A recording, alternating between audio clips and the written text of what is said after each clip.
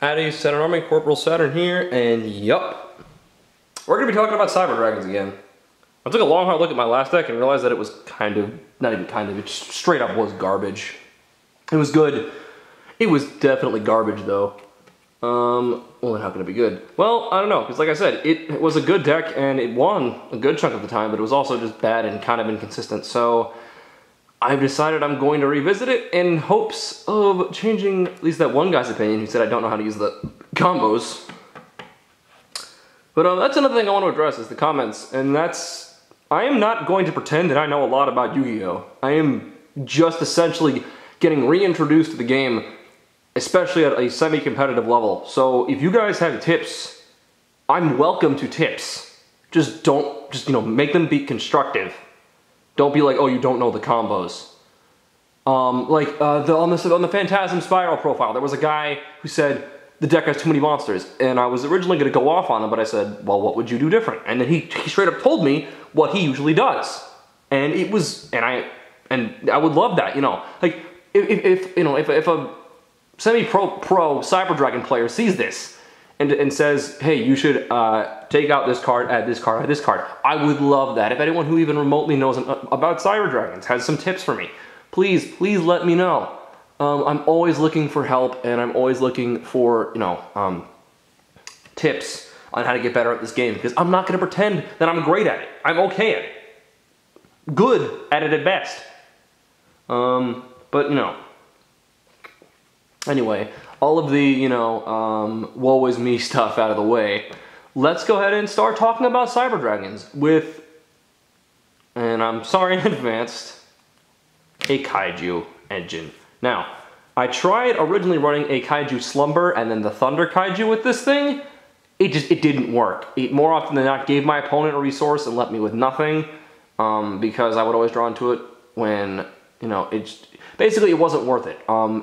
It would probably be more worth it if you had more of a Kaiju engine in the deck, but this is, a Cyber Dragon deck with useful Kaiju splashed in. Now, why are Kaijus good? Because Kaijus are the best way to get over any monster your opponent has that's annoying. Utopia the Lightning, gone. Any of the True Dracos, gone. What else is super annoying in the meta? Oh yeah, your opponent's Link monster that they have a bunch of, resources in, gone.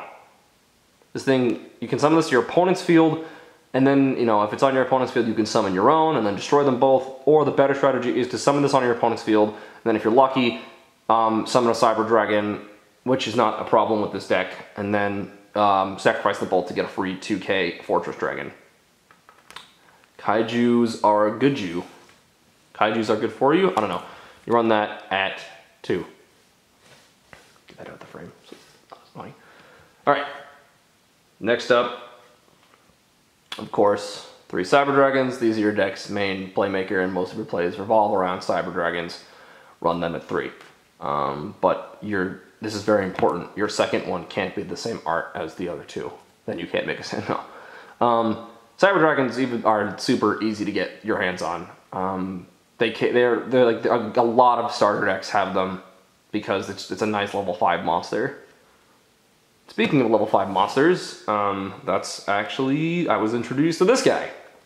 Galaxy Soldier. Now some people run him at 3, I run him at 2 because most of my Xyz monsters only require 2 of what this guy would be. So, what is he? He's a level 5 light machine, which is what you need, which is what this deck, well, the light machine part is what this deck makes this synergize well with the deck. But the level 5 machine lets this thing summon Infinity, or Nova, and then eventually Infinity. Here's what this card's good. You can send a light machine, or sorry, any light monster from your hand to the graveyard, which this deck is full of, and then you can special summon it in defense mode. Then you can add another one to your hand, and if you're lucky, you can repeat the cycle. Then perform an Xyz summon. This is a great card that synergizes, that is really, it has 2,000 attacks, so it's really meant so you can first turn Galaxy Eyes Photon Dragon, but it synergizes very, very well with Cyber Dragons. If you want to run it at 3 and then run a certain other card at 2, which I'll talk about, just, try it, let me know how you guys do with it. Next up, 3 Cyber Dragon Dry. If you watch my last Cyber Dragon profile, you'll remember that I only had one of these and the other one was a proxy. I decided that if I were gonna take this game any kind of serious, I should stop relying so much on proxies, and I only had proxies when I wasn't sure how the deck would perform. So I decided after a lot of testing since the last profile, I would just invest and make it so that I don't have any proxies anymore. And I don't. So yeah, you run 3 dry because, or eins by dry, yeah, dry. Which is what my mouth is right now, and I don't have any more water. But yeah, you run 3 dry because it can make all Cyber Dragons level 5. And if it gets banished, you can have a Cyber Dragon be safe on protection, and it is also, of course, treated as a Cyber Dragon. Next up, Cyber Dragon's Vi.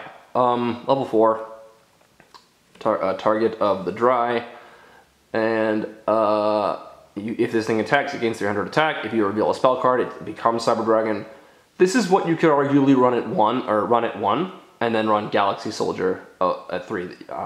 But, you know, I run 2 because, you know, it's a nice first turn monster. If you're going first, you know, it's, you know, not as, you know, this thing kind of, here's why I like this thing. Because it gains attack points when it attacks, but also because this thing doesn't set your opponent off as much as this thing does. Your opponent sees this, they immediately get scared and they know what you're trying to do. And they can plan around that. Cyber Dragon's Vi is moldable. You could do an Xyz play. You could do a Fusion play. And that's why I run it. That's why I run it at 2. Some people say run it at none, but honestly, this thing has. If you watch the duel me against Silver, having one of these actually saved me from dying on the first turn against him and his cocky ancient gear golems. No, but Silver and I are buddies. And actually, I want to say happy birthday to my friend Silver. His birthday was the 13th. I don't know when this is. I was gonna say yesterday because I'm recording this on the 14th, but I actually don't think that this is not going up tonight. This is probably going to be going up while I'm on vacation. But yeah, so that's why I run 2 of Vi. Next up, you run Honest at max, which is 2 right now, because when a light monster battles, just discard this, and then the light monster gains attack points equal to the attack target monster.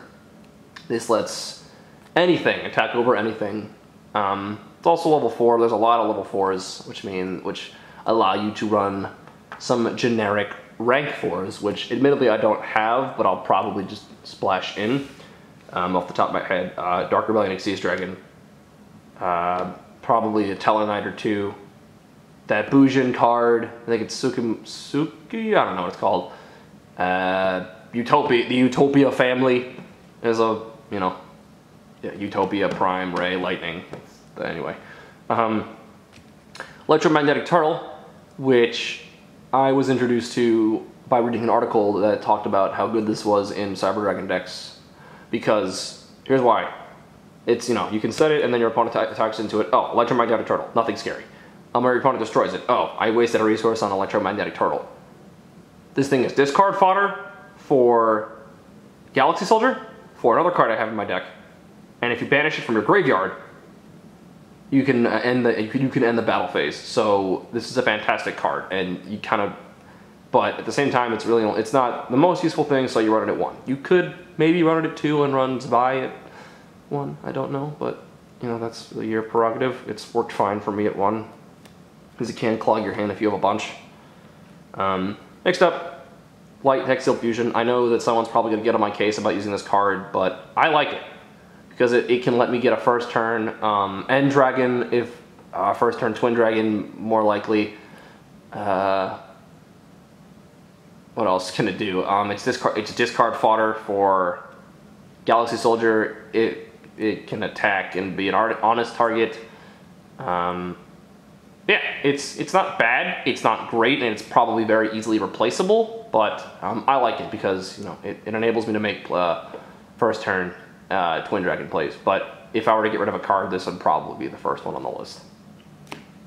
Next up, to Cyber Dragon Core. You could run Core at 3, and then run Dry at 2. I run Core at 2. I might get another one for my side deck, which I don't really have an official one yet. Core is nice because it searches Cyber Spell and Trap cards. You can banish it from your graveyard and summon a Cyber Dragon, and it's treated as Cyber Dragon, and it's a great target for machine duplication. So, also it's discard fodder for It's useful in the graveyard, which means it's discard fodder for Galaxy Soldier. Yeah. Next I have another card that people are probably going to get on my case about, which is Cyber Larva. Cyber Larva protects me from battle damage, which is why I use it, but also when we get Lane Karibo, it's a target for Link Karibo. It protects you from battle damage. If it's face up, targeted as an attack, it special summons itself. You know, it's probably more useful at 2, or it is at 3, because it can clog your hand at 3, but it's also just discard fodder for Galaxy Soldier. Or dumping fodder for another specific card in the extra deck. It should not be the only reason it's there, but you know, that's mainly what I use it for. So again, those guys are probably are next on the list of cards that I would probably take out. And the very last monster is Cyber Valley for draw power. Again, another very replaceable monster, but it's also level 1, which means I can use it with Link Karibo. Again, not the best reason, I know, but the draw power is nice, and it's a light machine monster, which means Honest can work with it for surprise Cyber Valley beatdown, which is probably never ever going to be a thing. I want it to be, but it never will be. Alright, that's all the monsters. Admittedly, it could be a little bit too much. Monsters you could easily take out are Cyber Valley, Cyber Larva, and Light. It's very easy to figure out what monsters you can take out, because you just figure out what's not very useful.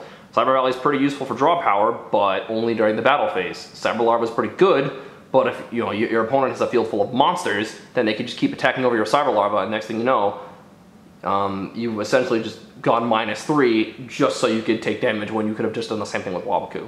So, again, easily replaceable, but I run them because I have them, and at the moment they work for me. So, all right, now let's talk about spell cards. Let's talk about fusion options, and I'm going to go over Overload, Fusion, and Power Bond at the same time. So, I have 2 Overload Fusion. That's because I have 2 Dark Monsters to summon with these. You could also very easily run 2 Power Bond. You could run 3 Power Bond, which is kind of recommended. It's not recommended to have Overload Fusion be your only fusion resource because A, then you can't summon Twin Dragon or End Dragon if you have them, but also you have to banish your resources for this to be any good. Power Bond's good because while you take damage, your resources still go to the graveyard. So, you know, balance it. I run this at 2 so that I can summon both Chimera Tech Over Dragon and Chimera Tech Rampage Dragon. Admittedly, it's a little bit more useful at 1. If I had 2 Power Bond, I'd probably run 2 Power Bond, but I don't. I probably could have bought a second Power Bond, but I didn't think to. And plus, you know, Overload, 2 Overload Fusions proved to be useful enough. So, yeah, fusion options are pretty much up to you. I dropped Super Polymerization because it's not legal, and, you know, again, for funds, I'll put it back in, but, you know, for the most part, that's what you're going to be using. Next up, I've got Poor Man's Raigeki, Lightning Vortex. No, but in all seriousness, this is essentially a Poor Man's Raigeki. Because it has the same effect, but you need a discard. But you can actually discard a lot of, this deck has a lot of discard fodder in the form of Electromagnetic Turtle, in the form of Cyber Dragon Core, in the form of all the level 1 light monsters. You could also just replace this with normal Raigeki and it'll be just as good. But yeah, I run this. I run Raigeki in the online build, but again, because I'm not loaded and this is not a hobby that I'm doing super competitively right now, I am, I'm running Lightning Vortex, so. Next up, 2 Machine Duplication. You could run 3. I run 2, because I had to. Not like I was forced to do this. I have, I have 2 copies of this. Anyway, it lets you summon, it's basically only for core and being able to summon more of core, or if you're super desperate, being able to summon 3 Cyber Larva just to piss off your opponent. Yeah, that's really it. That's yeah, it's for basically spamming your main deck monsters. Run it at 2, could run it at 3. I recommend running however many you run. I recommend running equal amounts of Machine Duplication and core. So if you're going to run 3 core, run 3 Machine Dupe. Next up, you run Cyber Repair Plant at 2 or 3. It's probably a little bit more useful at 3, but I found that it's pretty useful at 2. Also, I didn't have quite the amount of expendable funds to be able to get a third one, but also I've been practicing with 2 and it's worked just as well. Basically, this lets you search For light machine monsters, that's any light machine monster, so that's a good 99% of this deck, with the 1% being, I think, Honest and Light and the Hex Sealed Fusion. So yeah, and it depends on how many Cyber Dragons you have in your graveyard. This would be, now, I would very much like for this to be a field spell, because it would be infinitely more useful, but if it were a field spell, it'd probably like banish this amount of Cyber Dragons from your graveyard to use its effect once per turn. But as a normal spell card, just for having the resources in your graveyard and being able to have a free search, running multiple of this thing is ideally what you want to do. So run it at 2, 3 if you can or want to. And then the last, let me just look at these real quick. The last few spell cards are, alright, so the next spell card is a given, 2 MST. Also, you could just run 2 Twin Twister.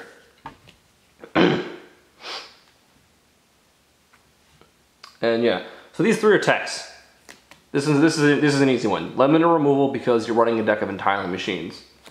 Evolution Burst because it's like an MST or a twin. It's like, well, it's more like an MST, but for any kind of monster, it just prevents your Cyber Dragons from attacking. So what you could do is if you top deck Zwei in this thing, reveal it, and then activate it, because your Cyber Dragon Zwei will become a Cyber Dragon. Now this thing, Pot of Inquisitiveness.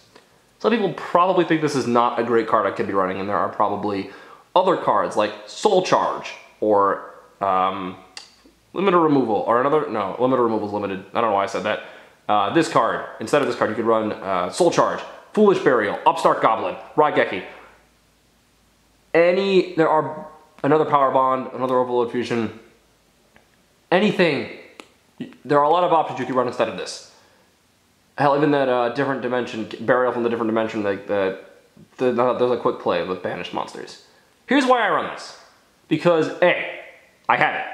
B, it's proved incredibly useful and its draw power.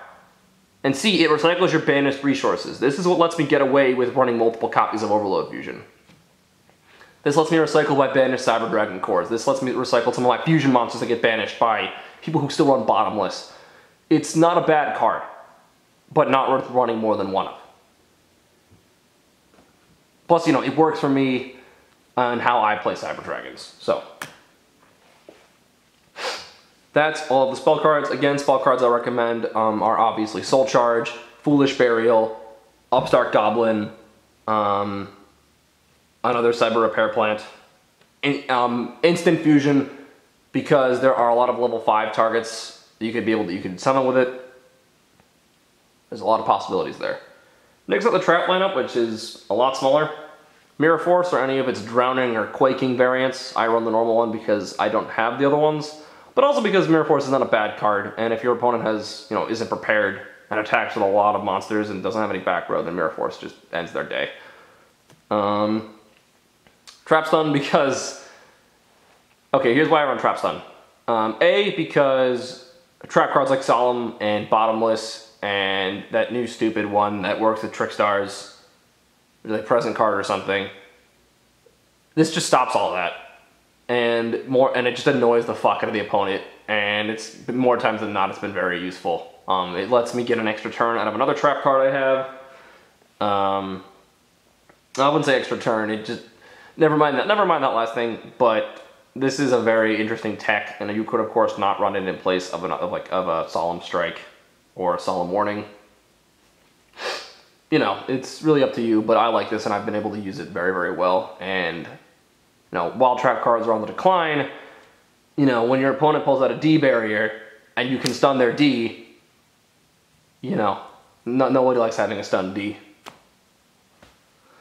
Anyway, inappropriate jokes aside, this is a proxy for either of my Solemn cards. Actually, what card is, I think this is just Dimensional Prism. Yeah. This is a proxy for Solemn Warning or Solemn Strike, which I have both of them. But, you know, they're in other decks. So this is like, hey, go find the right Solemn card.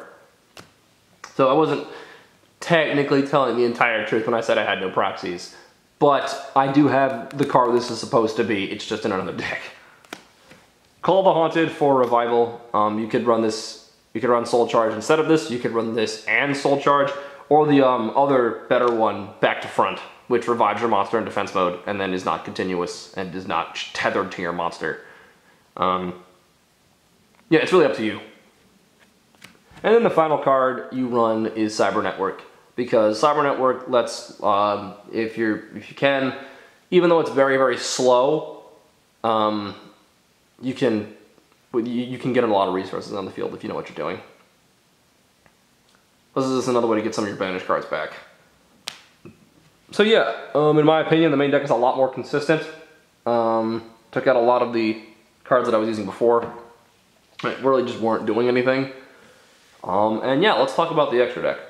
So, other trap cards, before I go on actually, obviously Dimensional Barrier, Solemn Strike, Solemn Warning, Fiendish Chain, Breakthrough Skill, you know, just any card you think that would fit your trap needs. Although generally you want to keep your trap cards amount low.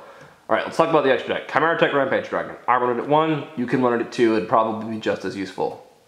Chimera Tech Rampage Dragon is any amount of Cyber Dragons, you just need at least 2, and for every Cyber Dragon material it uses, it can destroy back row up to that number of monsters. So you put 3 things, let's say your opponent has, not Vanities, because Vanities, you wouldn't be able to summon this thing. Let's say your opponent has, not Skill Drain either. Well, there are annoying cards to deal with. Let's say your opponent has a bunch of face downs. You don't know what they are. It could be Quaking River Force. It could be, your opponent could have Sword Revealing Light. And then you summon this thing and hey, that sword thing is gone. And you can dump light monsters to your graveyard to give this thing extra attacks. This is a fantastic power bond target.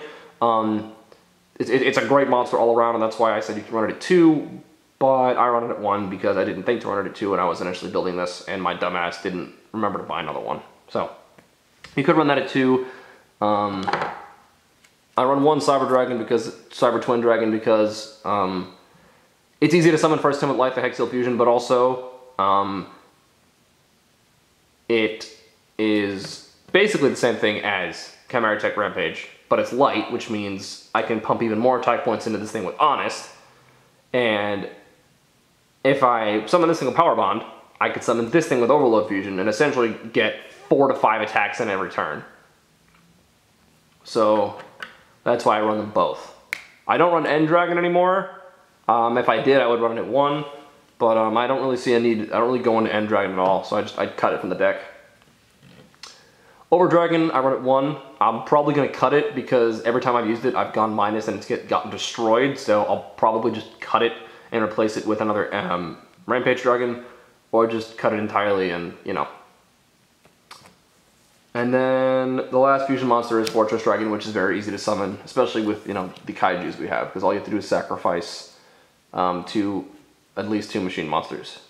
Yeah. So other fusion monsters you could run are that Wind Invoked card. You could run Panzer Dragon. Basically anything that's an instant fusion target, you could put in here and run with instant fusion. Yeah. Then in terms of Xyz monsters, if you watch the last one, they're no different. You have Constellar Pleiades for bouncing. You've got 2 Cyber Dragon Nova because it's, you know, it's a nice boss monster, and if your field's set up right, you can summon 2 of it per turn, and you run 2 Infinity.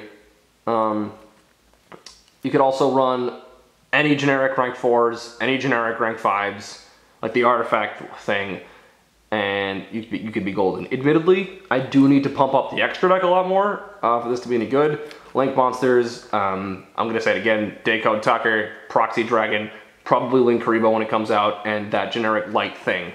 As we've gotten Mrs. Radiant, Mustar Boy. I can only imagine we're going to get 1 for every archetype, or every monster type.